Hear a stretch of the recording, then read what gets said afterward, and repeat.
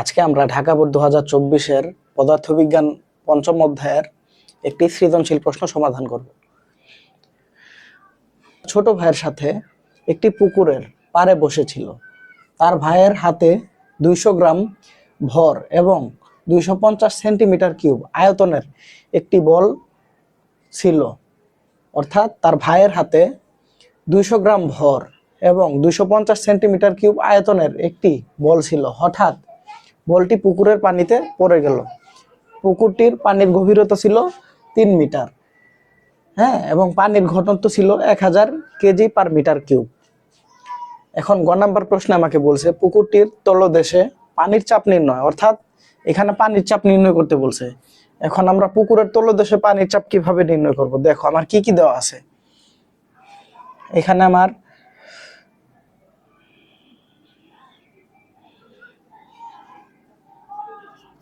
গ নাম্বার প্রশ্ন সমাধানে দেখো আমার এখানে কি কি দেওয়া আছে।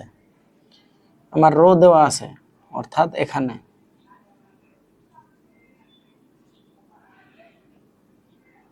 এখানে এখানে আমরা রাফ করব। এখানে আমার কি কি দেওয়া আছে। এখানে রো এর মান দেওয়া আছে, রো অর্থাৎ ঘনত্ব,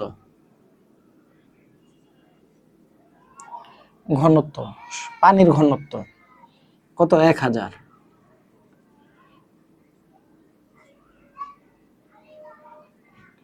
1000 কেজি পার মিটার কিউব। কারণ আমরা জানি পানির চাপ নির্ণয় করার সূত্রটা আমরা জানি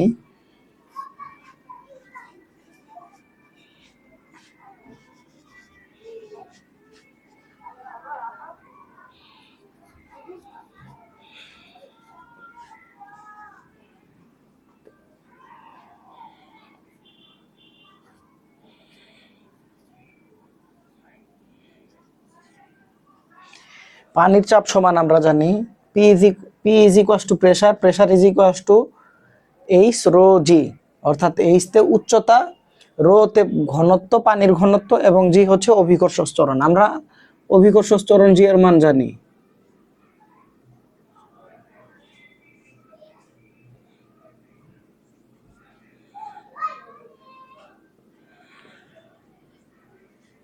(9.8 মিটার পার সেকেন্ড স্কয়ার।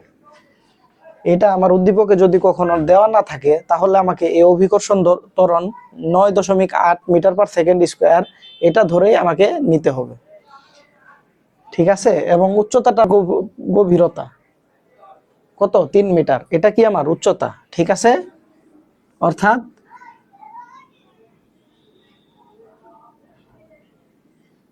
উচ্চতা বা গভীরতা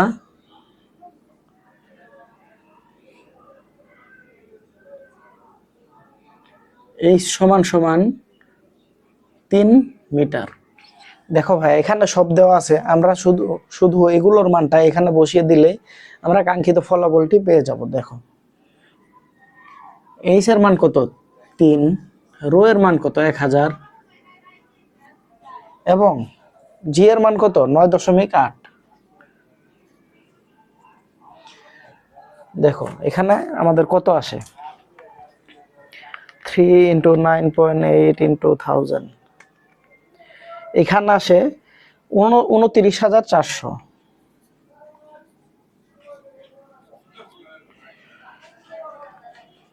মানে আসে 29,400। এখন আমরা চাপের একক কি জানি? প্যাসকেল। এটাই আমার উত্তর, অর্থাৎ পুকুরটির তলদেশে পানির চাপ কত? 29,400 প্যাসকেল। এটাই আমার উত্তর। আমরা ঘ নাম্বার প্রশ্নটি সমাধান করব। দেখো ঘ নাম্বার প্রশ্ন আমাকে কি বলছে? বলটি পানিতে ডুবে যাবে কিনা, অর্থাৎ মিনার ছোট ভাইয়ের হাতে যে একটি বল ছিল 200 গ্রাম ভরের এবং 250 সেন্টিমিটার কিউব আয়তনের, এই বলটি কি পানিতে ডুবে যাবে কিনা আমাকে সেটাই বের করতে বলছে। দেখো ভাইয়া এই প্রশ্নগুলো আমরা কিভাবে সমাধান করব। দেখো এইখানে আমার কি কি দেওয়া আছে আগে বের করতে হবে। পানির ঘনত্ব দেওয়া আছে,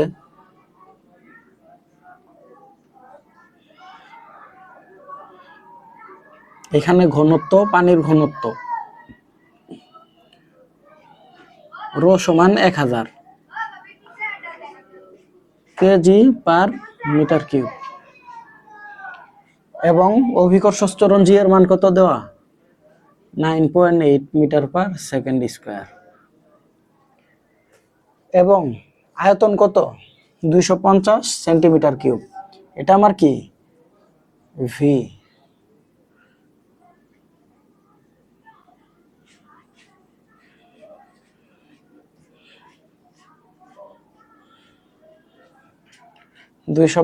সেন্টিমিটার কিউব। এখন এই সেন্টিমিটার কিউবকে আমরা কিসে কনভার্ট করব? মিটারে কনভার্ট করব, মিটার কিউবে কনভার্ট করব। তাহলে 250 ইন্টু 10⁻⁶ মিটার কিউব। এবং এর পরবর্তীতে আমার কি দেওয়া আছে? ভর দেওয়া আছে, অর্থাৎ এম দেওয়া আছে। কিসের ভর? এটা বালকের ভর না, এটা কিন্তু ওই বলটির ভর।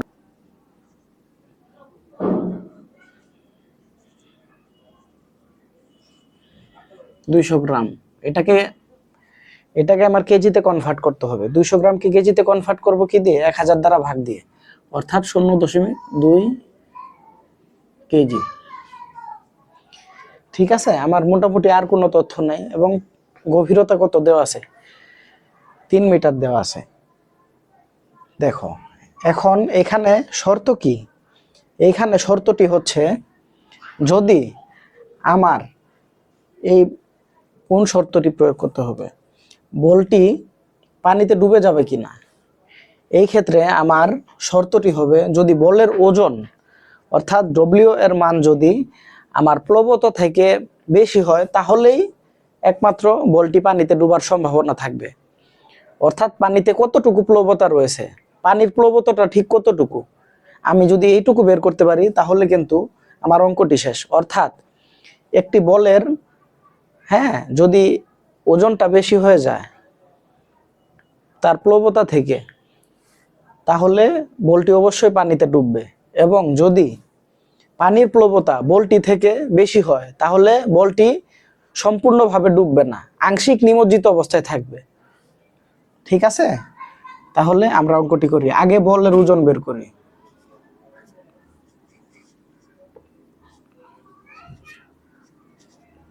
বলের ওজন আমরা জানি ডব্লিউ সমান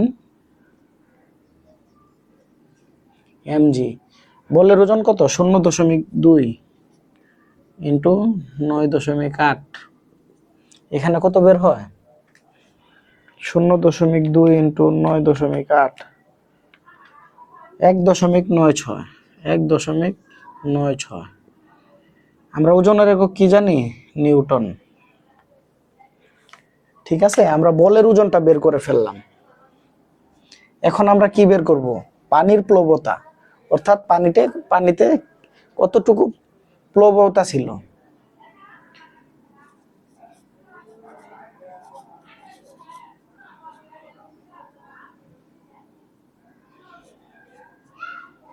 অর্থাৎ এখানে প্লবতা বল, প্লবতা বলটি আমরা বের করব F প্লবতা বলের এখানে আমার লাগবে ভি, অবশ্যই লাগবে, অর্থাৎ ভি রো জি। আয়তন কত বের করছি? মিটার কিউবে 250 ইন্টু 10⁻⁶ ইন্টু রো এর মান কত? 1000 ইন্টু জি এর মান কত? 9.8। 250 ইন্টু 10⁻⁶ ইন্টু 1000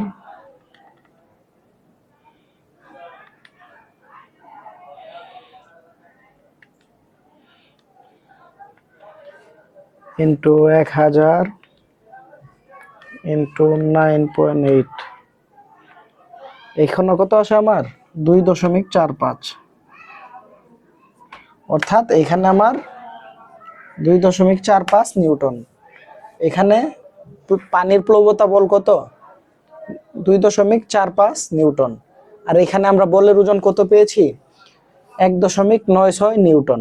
অর্থাৎ এখানে কার প্লবতা বল বেশি? এই বলের ওজন বেশি নাকি পানির প্লবতা বল বেশি? পানির প্লবতা বল বেশি, তাহলে বলটি কি সম্পূর্ণ নিমজ্জিত হবে না, অর্থাৎ বলটি পুরোপুরি ডুবে যাবে না। কারণ আমার প্লবতার কারণে বলটিকে নিচ থেকে আমার প্লবতা বল বাধা দিচ্ছে, তাকে ডুবতে দিচ্ছে না, এই বলটা বেশি থাকার কারণে। যদি সমান সমান থাকতো তাহলে বল এবং পানি একদম নিমজ্জিত হয়ে যেত। অর্থাৎ বলের ওজন যদি প্লবতা বল থেকে বেশিও হয়ে যেত তাহলেও বলটি সম্পূর্ণভাবে ডুবে যেত। অর্থাৎ এখানে তুমি গাণিতিকভাবে বিশ্লেষণ কিভাবে করবে, দেখো যেহেতু বলের ওজন ইজ গ্রেটার দেন প্লবতা বল, অর্থাৎ এফ, তাই বলটি ডুবে যাবে না।